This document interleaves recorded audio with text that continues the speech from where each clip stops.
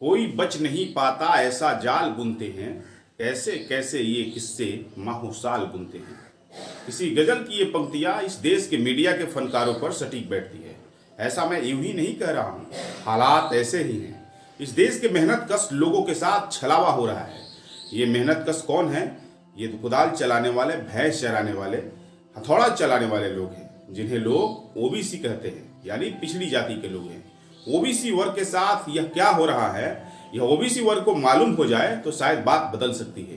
हो यह रहा है कि ओबीसी के साथ इस देश में सरकार और गोदी मीडिया के विरोधी पूर्व संपादक दोनों मिलकर अत्याचार कर रहे हैं। मोदी सरकार का अत्याचार यह है कि ईडब्ल्यूएस लैटरल एंट्री के द्वारा आरक्षण में भयंकर पैमाना पर कटौती करने के अलावा ओबीसी की सीटों को जनरल कोटे से भरने का खेल खूब किया। उसके बाद जले पर नमक छिड़कने का बयान प्रधानमंत्री मोदी ने सीना ठोक कर दिया था कि इस देश में आरक्षण कोई भी खत्म नहीं कर सकता है। यह सरकारी अत्याचार ही तो है। लेकिन हम आज उस इमोशनल अत्याचार की बात कर रहे हैं जो आपके साथ रोज होता है किंतु दिखाई नहीं देता है। इस वीडियो के बाद आप उन्हें जान पाएंगे कि आपकी भावनाओं के साथ खेल कैसे हो रहा है। जो रोज आपकी भावनाओं के साथ खेलते हैं, आप उन्हें लाइक, शेयर, हैशटैग, कमेंट के अलावा इमोशनली जुड़ाव महसूस करते हैं, क्योंकि आपको लगता है कि वे आपके बात मुद्दों को उठा रहे हैं। लेकिन होता यह है कि वो आपके मुद्दों को उठा ही नहीं रहे होते हैं, आपके मुद्दों को पतली गली से निकाल दिए होते हैं और आपको मालूम नहीं चलता है। ओबीसी वर्ग के कुम्हार, मलाह, बिंद, दुनिया, कोयरी, कुर्मी, यादव, तेली, सोनार, बढ़ई, लोहार समेत सैकड़ों ओबीसी जातियां चुन ले कि आपके ज्वलंत मुद्दे क्या हैं। आपका मुद्दा मोदी का समर्थन या मोदी का विरोध नहीं हो सकता है।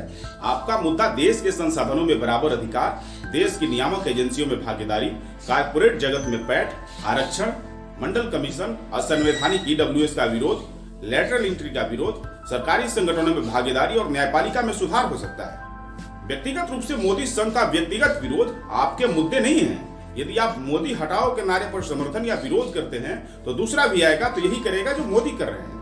यदि आप अपने मुद्दों के दम पर सरकार बदलने के लिए जोर लगाएंगे तो यह सरकार आपके मुद्दों को लागू करने के लिए दबाव में आएगी या दूसरी सरकार आने पर आपके मुद्दे पर काम करेगी।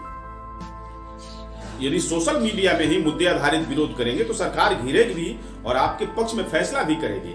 यदि व्यक्तिगत विरोध करेंगे तो आपके मुद्दे गौड़ हो जाएंगे। यूपी चुनाव में टेलीविजन के एक पूर्व संपादक यूट्यूब चैनल पर यह प्रसारित करते रहे कि जोगी जा रहे हैं, जाट इधर है, जाटो उधर है, मुसलमानों ने यह मन बनाया है, ब्राह्मण नाराज है। ओबीसी वर्ग को लगा कि यह तो उसी का मुद्दा उठा रहा है, लेकिन असल में वो संपादक उल्टा खेल कर गए। उन्होंने पिछड़ी जातियों और दलितों के मुद्दे पर दो टूक सीधा कभी सवाल ही नहीं किया। योगी आदित्यनाथ के शासनकाल में एक जाति के अफसरों का वर्चस्व, आरक्षण में छेड़छाड़, शिक्षक भर्ती में गड़बड़ी, लैटरल एंट्री पर सीधे सवाल नहीं उठाए, क्योंकि ऐसा करने से ओबीसी के पक्ष में मुद्दा आधारित माहौल खड़ा होता है। इसी तरह ये मोदी का विरोध छद्म मुद्दे उठाकर करते हैं। ये ओबीसी का सवाल कभी नहीं उठाते। जैसे मध्य प्रदेश और छत्तीसगढ़ में ओबीसी आरक्षण पर रोक लगा दिया गया, लेकिन सामान्य वर्ग के आरक्षण पर कोई टोकने वाला नहीं था। क्या आपने इस मुद्दे पर टेलीविजन के इन पूर्व संपादकों का क्रांतिकारी तेवर देखा था? तथा कथित क्रांतिकारी संपादकों को आपने टेलीविजन पर भी इन मुद्दों को उठाते हुए शायद ही कभी देखा हो, जब ये टेलीविजन पर नौकरी में थे।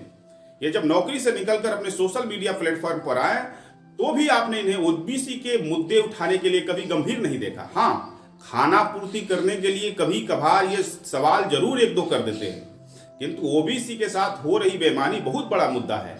यह महज खाना पूर्ति का सवाल नहीं है। मैं इन संपादकों की क्रेडिबिलिटी पर सवाल नहीं उठा रहा हूँ। मैं इन्हें मोदी सरकार का पक्षधर भी नहीं कर रहा हूँ। मैं सिर्फ इतना कह रहा हूँ कि नौकरी छोड़ने के बाद भी ओबीसी वर्ग के प्रति इनका रवैया नहीं बदला है, जबकि इनका दर्शक, फॉलोवर अधिकतम ओबीसी है। ये उत्तर प्रदेश में जाते हैं तो जाट किधर है, जाटो किधर है, यादव क्या कर रहा है, कुर्मी और मौर्य क्या सोच रहा है, लोग योगी मोदी पर क्या सोचते हैं, इसी तरह के सवाल होते हैं ना इनके। क्या इनके सवाल ओबीसी वर्ग में जातियों के अंदर मौजूद दरार को नहीं बढ़ाते हैं? इनका सवाल तो यह भी हो सकता था कि मध्य प्रदेश छत्तीसगढ़ सरकार के ओबीसी वर्ग के आरक्षण पर अदालत ने रोक लगा दिया, इस पर आप क्या सोचते हैं? इनके सवाल यह भी हो सकते थे कि योगी सरकार के राज्य में किस जाति के कितने अफसर हैं, ईडब्ल्यूएस पर ओबीसी की राय भी जान सकते थे। लेकिन ये सब सवाल ये नहीं करते हैं। ओबीसी के लिए सबसे बड़ा मुद्दा यह है कि इस देश में मंडल कमीशन की पूरी सिफारिशें अभी तक लागू नहीं की गई। लेकिन क्या इस मुद्दे पर कोई कैंपेन क्यों नहीं करता? क्या इस पर क्रांतिकारी पत्रकारों को बात नहीं करनी चाहिए? व्यूज तो इस पर भी मिलेंगे। मोदी विरोध के नाम पर पिछड़ों को बरगलाया जा रहा है। मुद्दे उठाकर मोदी सरकार को गिराएं तो ओबीसी की बात बनेगी। इस मेहनत कश वर्ग की जज्बात की कद्र कीजिए। आज के वीडियो में इतना ही। हमें देखते रहिए, लाइक कीजिए, शेयर कीजिए, सब्सक्राइब कीजिए। हम फिर मिलेंगे।